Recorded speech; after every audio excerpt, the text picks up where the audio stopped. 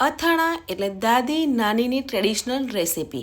ભોજનના ખટમીઠા અને ચટપટા સાથી એટલે અથાણા, છૂંદા અને મુરબ્બા. ઉનાળામાં જીભના ચટખરા બોલાવીને ખાતા રહીએ તેવા અથાણા બનાવવાની અને ભરવાની મોસમ. અને ફ્રેન્ડ્સ, આજે હું તમારી સાથે શેર કરવાની છું કેરીનું ગળ્યું અથાણું બનાવવાની પરફેક્ટ રીત. તો કેરીનું ગળ્યું અથાણું બનાવવા માટે મેં અહીંયા એક કેરી લીધી છે અને વજનમાં 500 ગ્રામ કેરી છે. કેરીને સારી રીતે ધોઈ લેવાની છે અને પછી લૂછી લઈશું. લૂછીને કેરીની ઉપરની છાલ છે તેને કાઢી લેવાની છે. ફ્રેન્ડ્સ, અથાણા બનાવવાની દરેકની અલગ રીત હોય છે.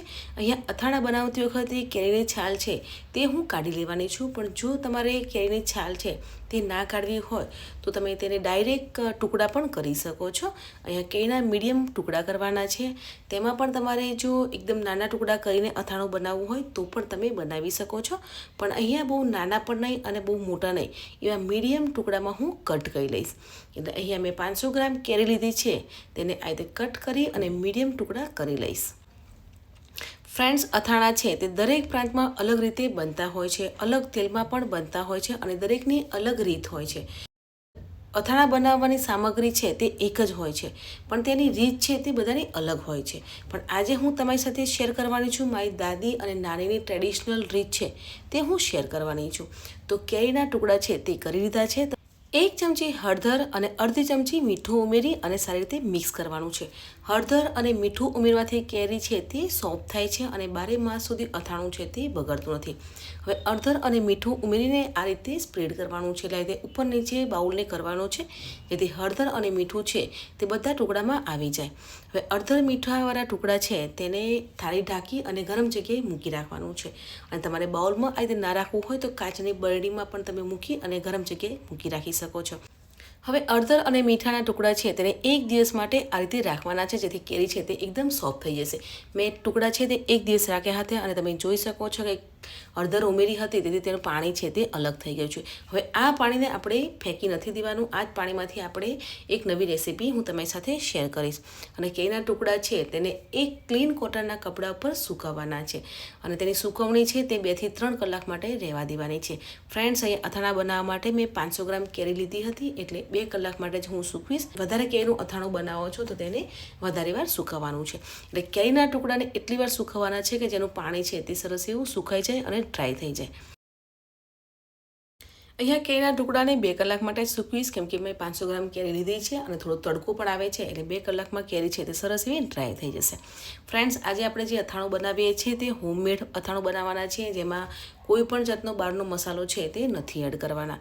એટલે અહીંયા ઘરે જ આપણે મસાલો છે તે રેડી કરવાના છે. તો મસાલામાં 200 ગ્રામ રાઈના કુરિયા લેવાના છે અને 200 ગ્રામ મેથીના કુરિયા લેવાના છે. તમારે ધાણાના કુરિયા લેવા હોય તો પણ તમે લઈ શકો છો, પણ અહીંયા મેં 200 ગ્રામ મેથીના કુરિયા અને રાઈના કુરિયા છે તે એડ કર્યા છે અને તેને શેકવાના છે. ગેસની ફ્લેમ છે તે ધીમી રાખવાની છે અને ધીમા ગેસ પર જ આપણે રાઈ અને મેથીના કુરિયા છે તે શેકવાના છે.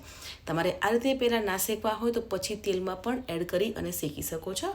હવે એટલા જ પ્રમાણમાં વરિયાળી લેવાની છે. વરિયાળીનો ટેસ્ટ અથાણામાં બહુ જ સરસ લાગે છે. તમે જરૂરથી ટ્રાય કરજો અને મને કમેન્ટ સેક્શનમાં પણ જરૂર જણાવજો. હવે વરિયાળીને ઉમેર્યા પછી પણ શેકવાનું છે. હવે મેથી અને રાઈના કુરિયા છે તે સરસ એવા શેકાઈ ગયા છે, તો ગેસને બંધ કરી અને સાઈડ પર મૂકી દઈશું.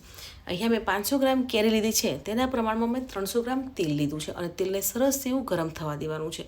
તમારે તેલ ના લેવું હોય તો સરસિયું પણ લઈ શકો છો, પણ અમારા ઘરમાં સરસિયાનો ટેસ્ટ છે તે નથી ફાવતો, એટલે મેં તેલ લીધું છે. તેલ તમે જોઈ શકો છો કે સરસ એવું ગરમ થઈ ગયું છે, તો ગેસને બંધ કરી અને તેલને નીચે લઈ લઈશું.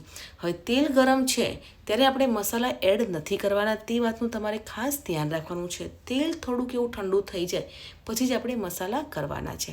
અહીંયા કેરી પણ તમે જોઈ શકો છો કે સરસ એવી ડ્રાય થઈ ગઈ છે અને તમારે ચેક કરવું હોય તો આજે દબાવવાની છે અને પાણી જેવું ના હોય તે વાતનું પણ ધ્યાન રાખવાનું છે. અહીંયા કેરી છે તે સરસ એવી ડ્રાય થઈ ગઈ છે.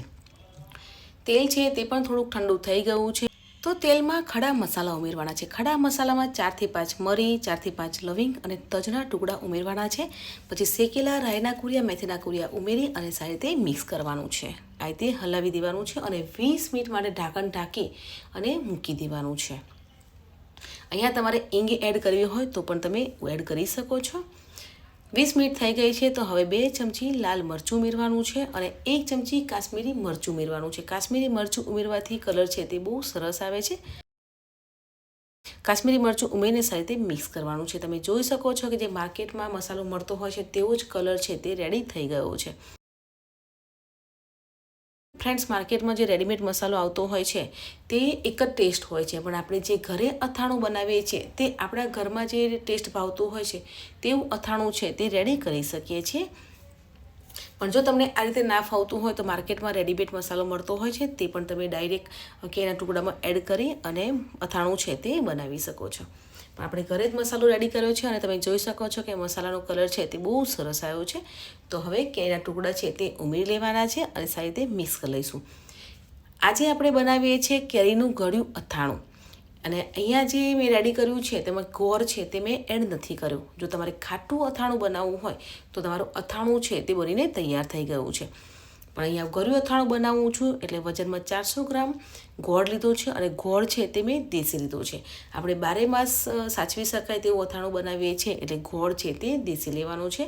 વ્હાઈટ ગોળ ઉમેરવાથી વ્હાઈટ ગોળમાં કેમિકલ આવતો હોય છે એટલે અથાણું બગડવાનો ચાન્સ છે તે રહે છે, પણ અહીંયા દેશી ગોળ લેવાથી અથાણું છે તે બગડતું નથી. હવે ગોળને ઉમેરી અને સારી રીતે મિક્સ કરવાનું છે અને ઢાંકણ ઢાંકી અને 2 કલાક માટે મૂકી રાખવાનું છે, જેથી ગોળ છે તે સરસ એવું ઓગળી જશે.